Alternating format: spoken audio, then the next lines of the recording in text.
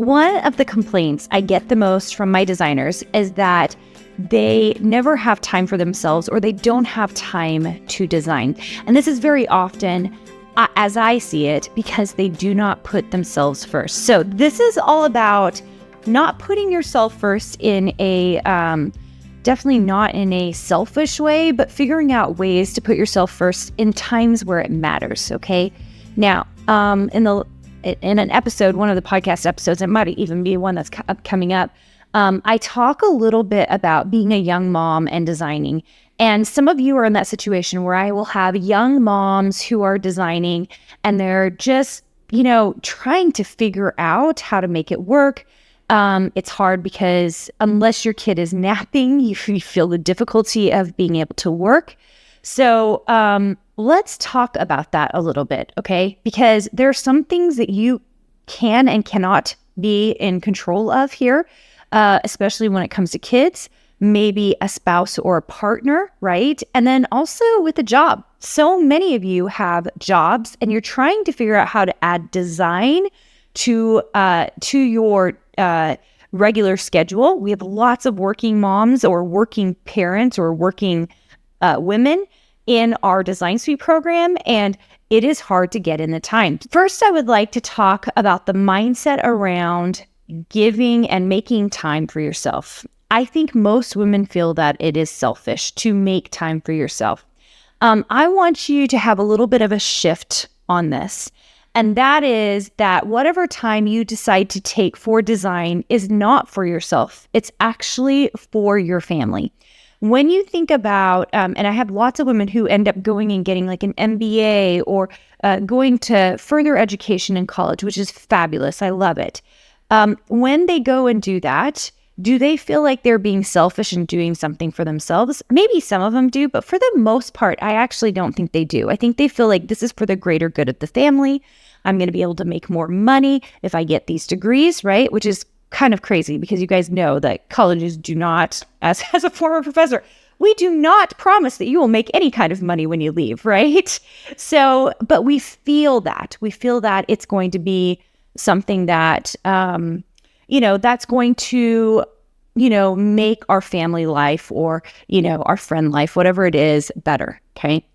And so I want you to kind of have a shift about design education, right? If those of you listening, and I know my Design Suite members listen to this podcast, I heard them say that they walk with it or whatever. You guys, those of you who are listening, who are in Design Suite, I want you to have a shift. And most of you have already had this shift because I've talked you through it. But have that shift of like, you aren't doing this for you. You are doing this because it helps your family. And it really should. If you're doing design in a way that makes money. Now, those of you just getting skills, you're not there yet, okay? But those of you who are actually making sales and making money, which so many of my Design Suite members are doing, then you are contributing to your family, right? That's a big deal. That's a really big deal, especially those of you who know what the potential are. We've had designers who are making a lot of money, and it pays back what you're doing several times over, right? That's the goal. That's the goal. I really, really believe that mind shift about what that time is should look and feel differently. Now, it is so hard because I have lots of bleeding heart women who still feel like that's time taking away from my family. And I'm going to tell you this. I worried about this for myself for years and years and years. And that's why I spent so much time at night working and designing away from when my kids were actually awake. I did that for many years. And then kind of towards middle school with my oldest one, I started working more towards the day because it was just impossible not to because of all the things I had going on. And especially at that time, I was making double my husband, who was an attorney's salary. So I was making a lot more money as well. And so in a lot of ways, I felt that I could justify it. And rightly so, right? I made the decision for me, and this is not everybody's decision, but I made the decision to be a stay-at-home mom and work. That was my decision. I have zero judgment for, in fact, I think it's very smart for the women who decide they want to work and then they have daycare, or for those of you who are waiting, who decided to do the stay-at-home mom thing, and now you're ready for your Armed career. That's great too. Like, it doesn't even matter the circumstances, you guys. I just think there's like all this guilt like wrapped up for us as women about like where we stand and what we think of our time. Like, if we do something for us, it feels really selfish, when it's not always that way. In fact, most of the time it's not. Like, we deserve to have a life too, okay? We do. We deserve to have a life too. So the mindset shift is like you're doing something for your family. And then I was going somewhere with this. I was thinking about, one of the best blessings in my life is the fact that because my kids saw me designing and working, and we are very open with our kids about money and financials because we want them to understand how it works. Felicity just asked me the other day to teach her how to do a budget. I'm going to teach her how to do a budget. But one of the things that they saw was that their mom worked hard and their mom worked smart. And so she was able to make money. And now I've raised 2 girls, and hopefully my son as well, but he's not there yet, to understand that they can have a ridiculously creative career and do exactly what they want to do with their lives. And they don't have to compromise as long as they're willing to do the work, because they saw me do the work. And because I lived that example and modeled it for them, I never thought in my life that I was going to see these 2 girls grow up and do creative careers and really go for it. And I'm starting to see that now. I'm starting to see them put the time into the skills they need to acquire. And that's where we really push it with our kids. Those of you who have kids who are super creatives or have disabilities, anything that is going to make it so it's going to be easier for them to work from home, I'm here to tell you it is totally possible if you're willing to model for them what they can do. And that's some of the things we do in our program that is so powerful. Is we have a lot of moms, and we have moms with kids with disabilities or have difficulties. And as a mom with a kid with a disability, I'm here to tell you, by modeling this, you are powerfully learning how to do things to teach your children to create careers for them in the future. It is incredibly powerful. I cannot, I even get a little teary thinking about it because it's seriously so powerful.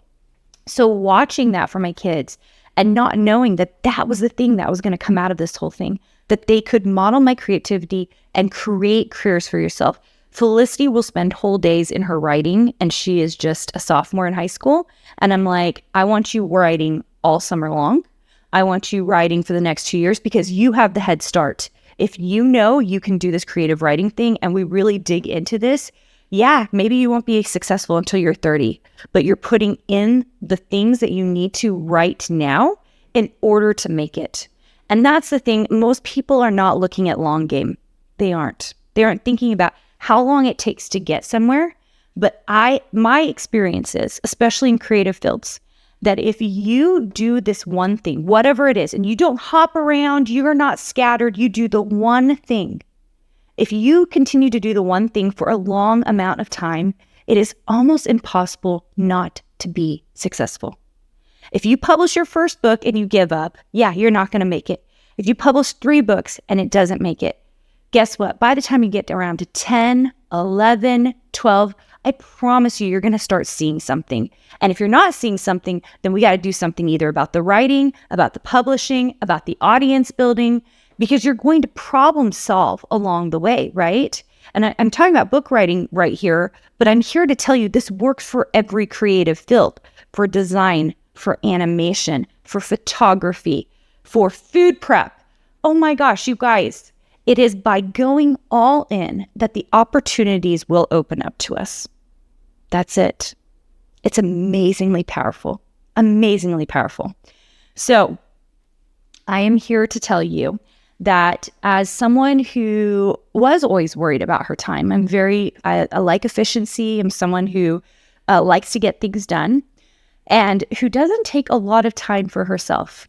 I will say that if you can just make that shift and figure out ways that your work time makes sense for you, wherever you are in your life. And it's going to be different for every person.